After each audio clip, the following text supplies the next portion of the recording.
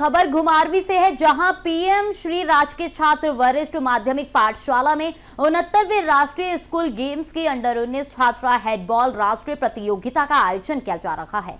देश भर के 30 राज्यों और केंद्र शासित प्रदेशों की टीमें इसमें भाग ले रही हैं।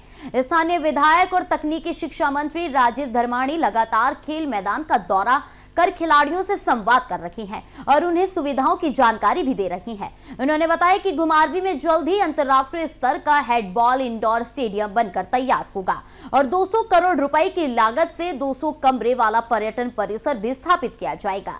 धर्माणी ने यह भी कहा कि ऐसे आयोजन खेल गतिविधियों को बढ़ावा देंगे, खेल पर्यटन को मजबूत करेंगे और युवाओं के शारीरिक, मानसिक और सामाजिक विकास में मदद करेंगे।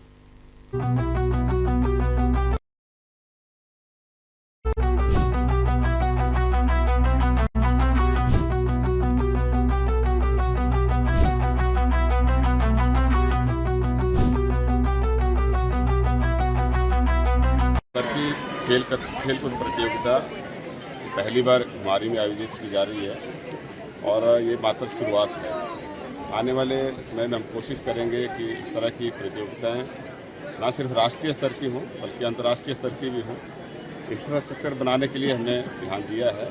बहुत जल्दी यहाँ पे एक अंतर्राष्ट्रीय स्तर का जो हैंडबॉल का इंडोर स्टेडियम भी बनकर तैयार हो जाएगा और हमारी यहाँ पे जो एकोमोडेशन की प्रॉब्लम है ये भी सॉल्व हो जाएगी, क्योंकि 200 करोड़ का एक हमारा पर्यटन परिसर जो है इसमें लगभग 200 कमरे होटल रूम होंगे और हर में बन रहा है। तो इससे फिर हमारी जो कैपेसिटी है इस तरह के कार्यक्रम को होल्ड करने की वो बढ़ जाएगी और आने वाले समय में फिर हम कोशिश करेंगे कि बड़े इवेंट जो है किए जाएँ। इससे बहुआयामी साबित होता है कई मायनों में, क्योंकि सिर्फ खेलकूद प्रतियोगिता नहीं बल्कि इसको हम स्पोर्ट्स टूरिज्म के तौर पे डेवलप करने के लिए जो है इस तरह की एक्टिविटीज़ और ज़्यादा प्रमोट करेंगे।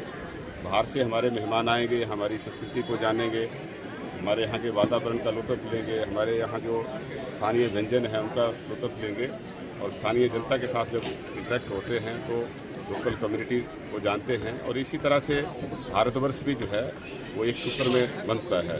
सही मायने में एकता और अखंडता की जो भावना है उसको इसी तरीके से बढ़ाया जा सकता है। आज हम देखते हैं कि पूरे हिंदुस्तान के बच्चे यहाँ पे हैं। जवाहर नवोदय विद्यालय समिति है उसमें हैं, जो हमारे CBSE के हैं, ICSE उसमें हैं या DAV की अलग से टीम है उसमें हैं। इसमें पूरे इंडिया के बच्चे हैं, हर स्टेट से संबंध रखते हैं। इस तरह से जब आपस में मिक्सअप होती है एक स्ट्रॉन्ग कम्युनिटी जो है वो डेवलप होती है। और सबसे बड़ी बात है कि जो बच्चियों का टूर्नामेंट है इसमें हम देखते हैं कि एक सामान्य जो बच्ची जो स्पोर्ट्स के उसके एक्सपोजर नहीं है, जो स्पोर्ट्स एक्टिविटीज़ में पार्टिसिपेट नहीं करती है, वो हेजिटेट करती है, अपनी बात नहीं रख पाती है। उसमें कई तरह की जो हमारे कस्टम्स हैं, रीति रिवाज हैं या जो अंधविश्वास हैं उनमें उन बच्चियों को जकड़ा हुआ है। उनको लिबरेट करने का, उनको सही मायने में फ्रीडम का एहसास कराना जो है स्पोर्ट्स के जरिए हो सकता है।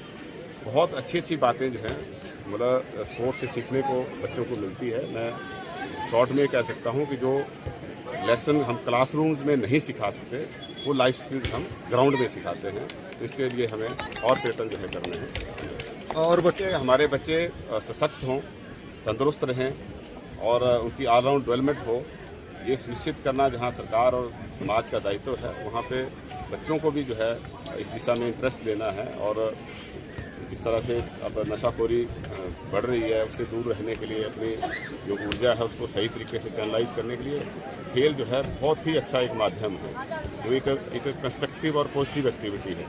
तो इस तरह की एक्टिविटीज़ में हमें और ज़्यादा स्तर पे इसको बढ़ाने की ज़रूरत है और मैं समझता हूँ कि आने वाले समय में हम इस पर और फोकस करेंगे और इससे बच्चों का चहुमुखी विकास, उनकी ऑलराउंड डेवलपमेंट जो है उसको सुनिश्चित करेंगे।